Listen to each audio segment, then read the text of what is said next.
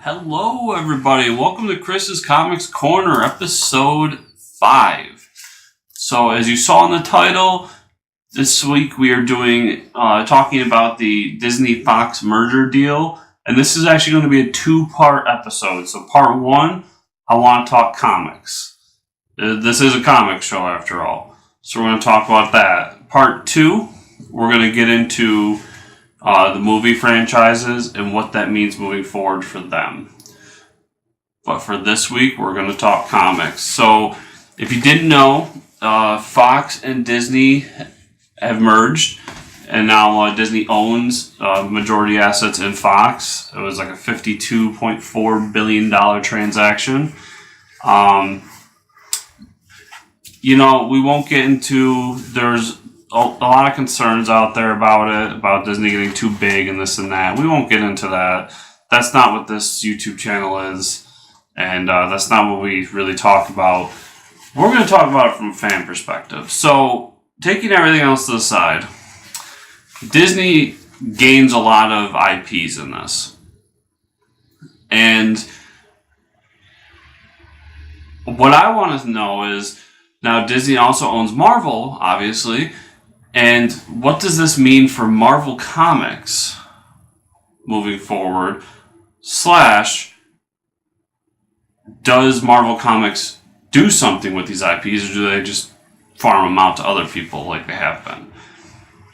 There's also a weird legality there that I'm not an expert on, that involves, I don't know what the deals are.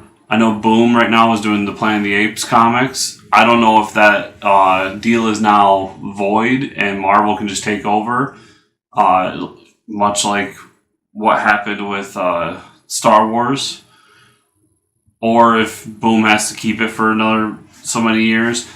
But once again, I'm taking all of that to the side. We're just going for fan stuff here and how cool we think this will be. So, let's start with Planet of the Apes. I personally, huge Planet of the Apes fan.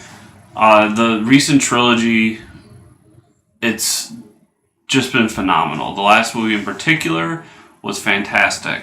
So, I would love to see more done with Planet of the Apes. I think Boom does a good job with Planet of the Apes, but where they really thrive is the crossover. So the Green Lantern on the Planet of the Apes, or the Star Trek in the Planet of the Apes, Kong of the Planet of the Apes, stuff like that. So with the Air Marvel, what could be done there? Now, I'm also going to take the assumption here that they're going to pull a Star Wars and wipe continuity on all of these. So if it's not a movie, it doesn't exist. You could just do crossovers with your properties, which could be interesting.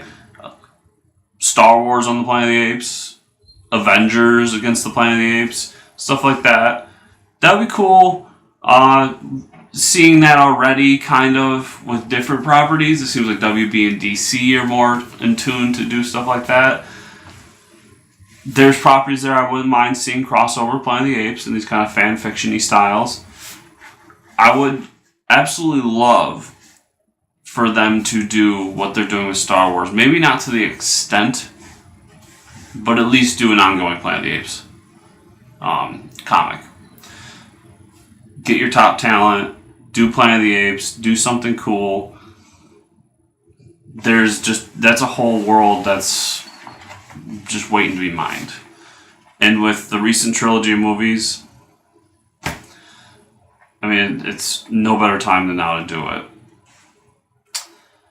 The next one that pops up on my radar is Avatar. Admittedly, not a huge fan of Avatar.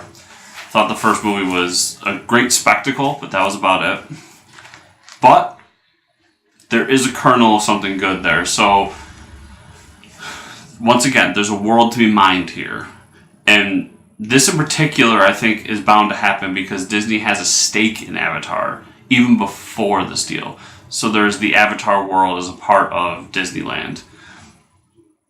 I think this is your most likely scenario where they do Avatar minis that connect the movies or show different aspects of this world. I think that Disney really wants to flesh out this more than anything because of the money that's already been sunk into the next 3 movies, and the fact that James Cameron is so gung-ho about making sure that these movies happen. Like, this is what he wants. There's movie size that, but we'll tackle that in part 2. But I think that's the most likely of anything we talk about to become a Marvel comic. Aliens and Predators. So, Aliens and Predators have a long history in comics. This is another one that would be taken from Dark Horse. I feel bad for Dark Horse on this one. So,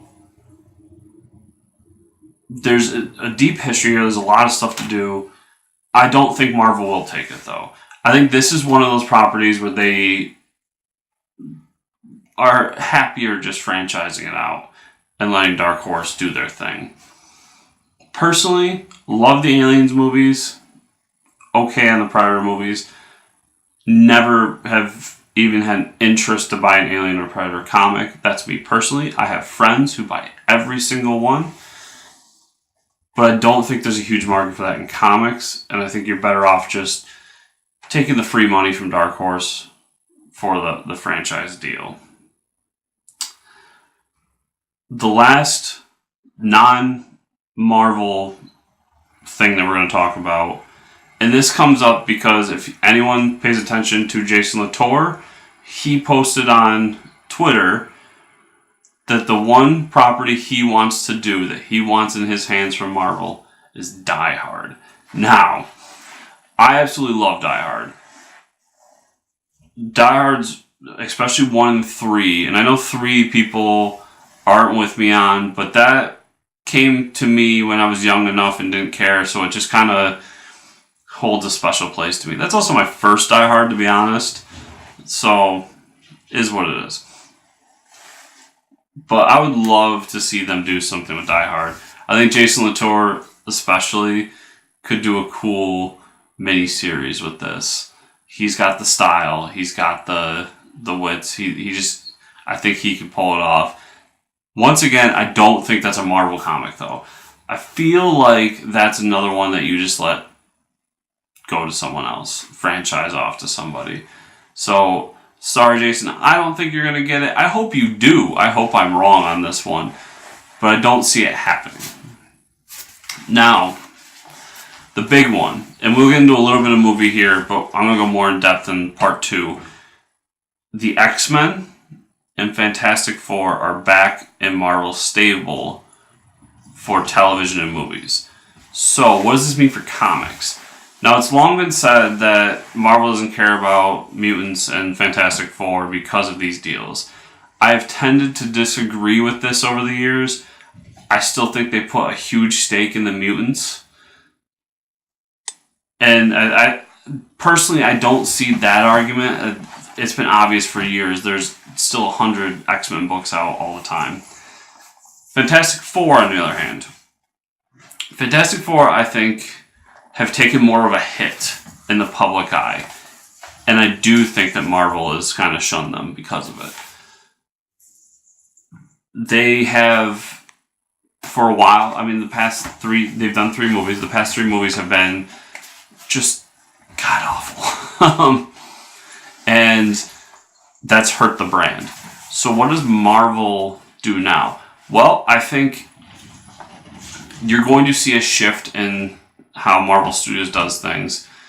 And the Fantastic Four villains, 2 of the biggest of the big hitters in Marvel, will be villains moving forward. And I guarantee you there will be a Fantastic Four movie done by Marvel. So with that said, I think the wheels are already in motion for Fantastic Four to come back. I think now more than ever, it's just bound to happen, and they will stick around this time.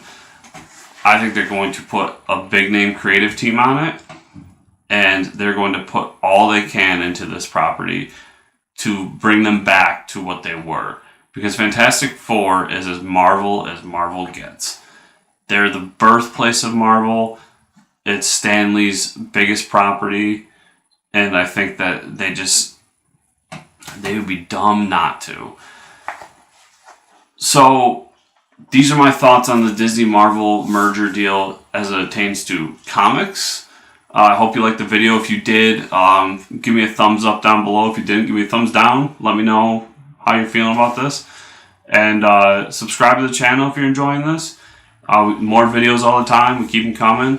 My Star Wars Last Jedi reactions are up as well. You can check that out. And remember, every Sunday with the podcast, every Tuesday with the top 5 must-buy comics, and every Friday for this show right here. Find us on FortressComicNews.com. And if you're at FortressComicNews.com, we have some sponsors for the website. If you go to if you see their banner, you click on it and you purchase something through it, doesn't cost you an extra dime. And we get a little kickback on the other end, helps us with things like server costs and all kinds of other behind-the-scenes stuff that nobody wants to hear about. And we greatly appreciate it. And as always, thanks for watching and have a happy holiday.